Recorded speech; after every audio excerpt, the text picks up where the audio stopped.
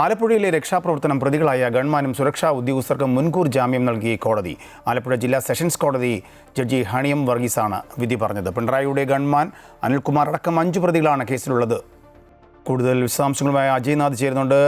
അജയ്, വളരെ ദിവസങ്ങൾക്ക് മുമ്പ് തന്നെ ഇത്തരം കോടതിയുടെ നടപടിക്രമങ്ങൾ പുരോഗമിക്കുകയായിരുന്നു. ആലപ്പുഴയിലെ രക്ഷാപ്രവർത്തനത്തിൽ രൂക്ഷമായ വിമർശനവും അന്വേഷണ ഉദ്യോഗസ്ഥർക്കെതിരെ നടത്തിയിരുന്നു. പ്രതികളായ ഗൺമാനും സുരക്ഷാ ഉദ്യോഗസ്ഥർക്കും മുൻകൂർ ജാമ്യം നൽകി കോടതിയുടെ ഉത്തരവ് വന്നിരിക്കുന്നു. വിശദാംശങ്ങൾ രാജേഷ്, നമ്മൾ രാവിലെ തന്നെ ഇത് സംബന്ധിച്ചിട്ടുള്ള വിശദാംശങ്ങൾ സൂചിത ഘട്ടത്തിൽ പറഞ്ഞിരുന്നു. അതായത് വലിയ നിരീക്ഷണമാണ് കോടതി നടത്തിയത്. ഈ SIT ആദ്യഘട്ടം മുതൽ റിപ്പോർട്ട് സമർപ്പിച്ച ഘട്ടം മുതൽ തന്നെ വലിയ പോരായ്മ, അതായത് റിപ്പോർട്ട് പൂർണ്ണാർത്ഥത്തിൽ സമർപ്പിക്കാൻ SITക്ക് സാധിച്ചിരുന്നില്ല.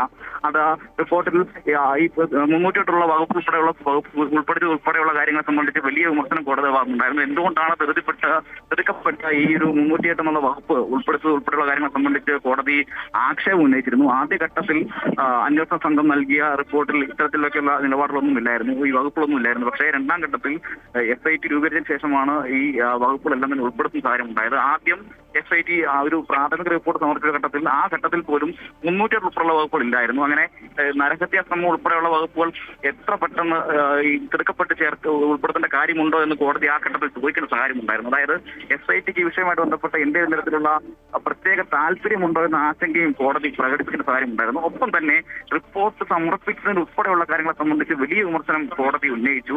റിപ്പോർട്ട് ഇങ്ങനെയാണോ സമർപ്പിക്കേണ്ടതെന്ന് പോലും കോടതി ഒരു ഘട്ടത്തിൽ SITയോട് ചോദിക്കുന്ന കാര്യമുണ്ടായത്. ഒരുപക്ഷെ ഒരു പ്രത്യേക അന്വേഷണ സംഘത്തോട് കോടതി അത് ചോദിക്കുന്നത് വളരെ വിരളമായിരിക്കും എന്നുള്ള കാര്യവും വളരെ ശ്രദ്ധേയമായിട്ടുള്ള കാര്യമാണ്. ഒപ്പം തന്നെ ഈ വിഷയത്തിൽ മെഡിക്കൽ റിപ്പോർട്ട്, അതായത് റൂം സർട്ടിഫിക്കറ്റ് ഉൾപ്പെടെയുള്ള കാര്യങ്ങളെ സംബന്ധിച്ച് ഇവരുടെ പരിക്കിനെ സംബന്ധിച്ച് ഗുരുതരമായിട്ടുള്ള റിപ്പോർട്ട് സമർപ്പിക്കുന്നതിന് പോരായ്മയുണ്ടായി. അങ്ങനെ സമഗ്രമായി SITയെയും പ്രോസിക്യൂഷനെയും കടന്നാക്രമിച്ചുകൊണ്ടാണ് കോടതി മുന്നോട്ട് പോയത്. വലിയ വിമർശനം കോടതിയുടെ ഭാഗത്തുനിന്നുണ്ടായിരുന്നു. അതുകൊണ്ട് തന്നെ ഇവർക്ക് ജാമ്യം ലഭിക്കാവുന്ന തരത്തിലേക്കുള്ള ഒരു സമീപനമാണ് കോടതിയുടെ ഭാഗത്തുനിന്നുണ്ടാകണമെന്നുള്ളത് കഴിഞ്ഞ ഘട്ടത്തിൽ നിന്ന് മനസ്സിലായിരുന്നു. 3 ഘട്ടങ്ങളിലായിട്ടാണ് ഈ കേസിന്റെ വിചാരണ അല്ലെങ്കിൽ കേസ് പരിഗണിക്കുന്ന ഘട്ടങ്ങൾ ഉണ്ടായത്. അത് 3 ഘട്ടങ്ങളിൽ കേസ് പരിഗണിച്ചു. ആ ഘട്ടങ്ങളിലെല്ലാം തന്നെ വലിയ രൂക്ഷമായ വിമർശനം കോടതിയുടെ ഭാഗത്തുനിന്നുണ്ടായി എന്നുള്ളതാണ്.